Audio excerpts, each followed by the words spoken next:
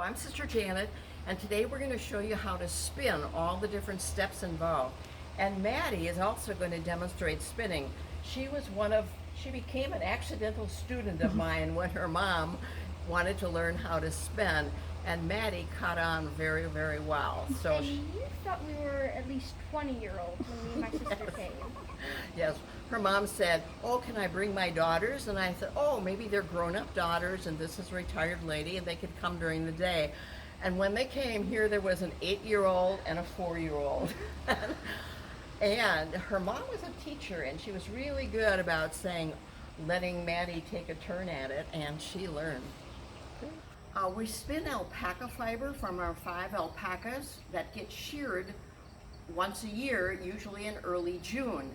And when they clip the alpacas, the back and the belly has the best fiber, and it's called the blanket.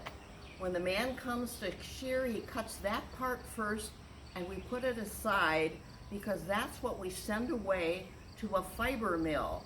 And the lady at the fiber mill washes it and cards it and puts it in a machine that turns it into this. This is called roving.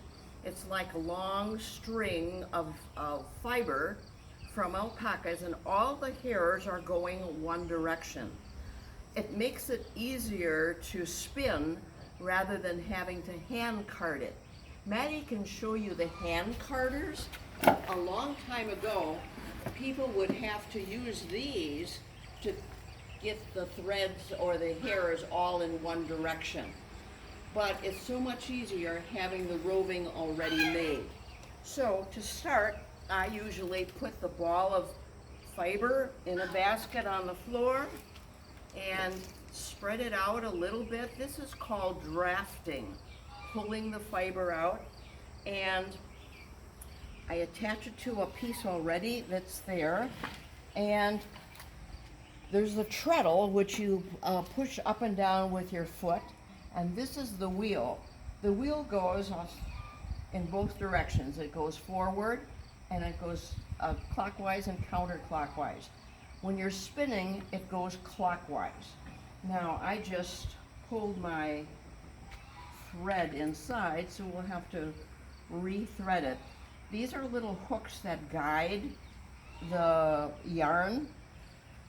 You put this in a hole called an orifice. Pull the yarn through the orifice.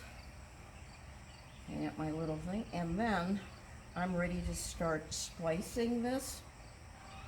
And you take a thin part of the roving, lay it over the other piece, and get your wheel going, and keep it going with your treadle. And you just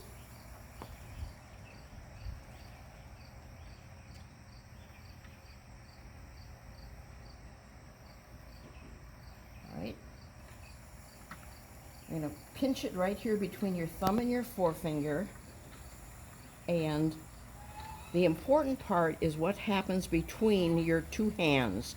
This is called a draft, and it needs to be consistent, and you keep the twist above your thumb and your index finger. You try to keep the draft nice and even, and that makes for an even piece of yarn. If you've worked a lot, and then you can move it on these hooks to distribute it over the bobbin. So we'll go again, we pull it out. This is called drafting.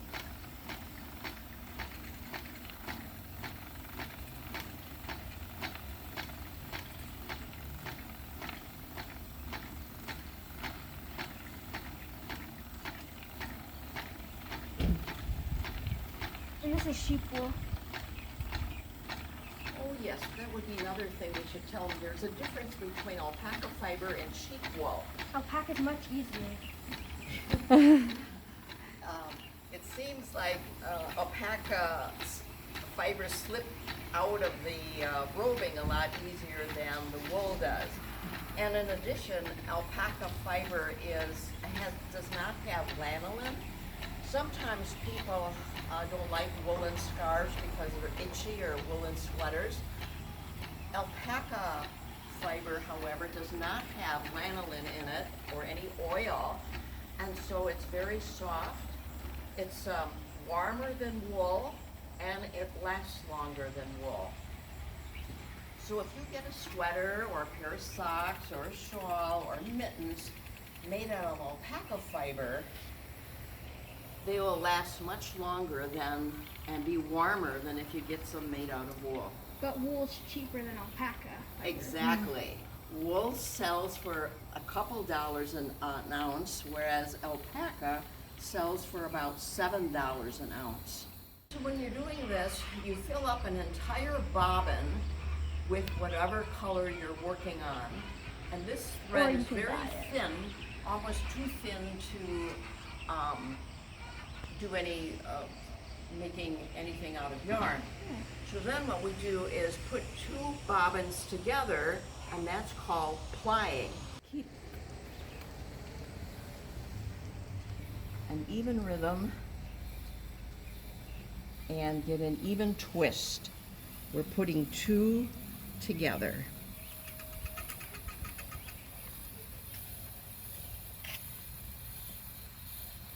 And plying goes a lot faster than making the yarn because you're not having to pull it out of the draft.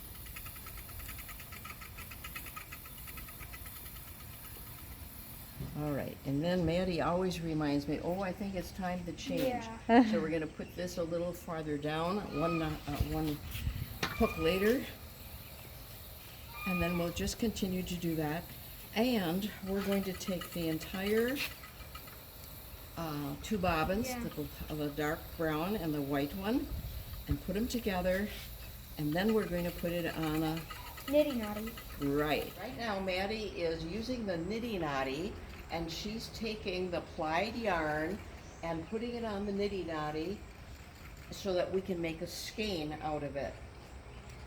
The Nitty Notty actually is 2 yards long, so that when the yarn is finished, if you measure yarn as you're working, you say, oh, I know how many yards I have on a skein. Loosen the Nitty Notty. Oh, there we go. Let that down. And Take the skein off. Now you're gonna make. this one seems longer than the other. Now you're gonna twist it. One hand goes one direction, one goes the other direction. All right, so that's a skein of yarn. Now to set that twist, we're gonna take it and rinse it.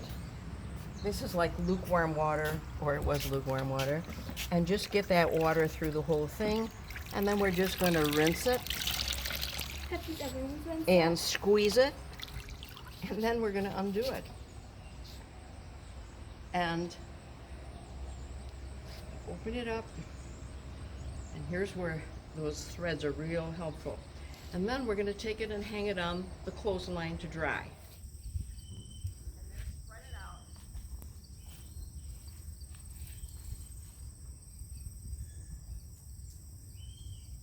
After the yarn, the skein is dried on the line, then I take it and usually wrap it up like this, and when we sell it, we put a label on it and I weigh it, and we sell it for $7 an ounce. But if you were going to knit something, it would be very difficult to knit it like this. It would get easily tangled. So what we do is just take that and make it into a ball, and then we knit. And this is the biggest thing I think Sister Mary Ann knit. She made a prayer shawl. It is 2.5 pounds of alpaca fiber. And let's put it on Maddie. That will keep someone warm for a long time. All right, and then another thing that was made, this is a knitted alpaca scarf. This came from our Teddy, or actually Theo, and it can be worn like this, or you can, I can't remember how many ounces this is, but it's long enough that you could double up and make that into a scarf. So our Luckily, it isn't a hot alpacas day. give us fertilizer and they give us fiber to keep us warm. So if anyone would like to learn how to spin, just give me a call and I'll be glad to set up individual lessons for you.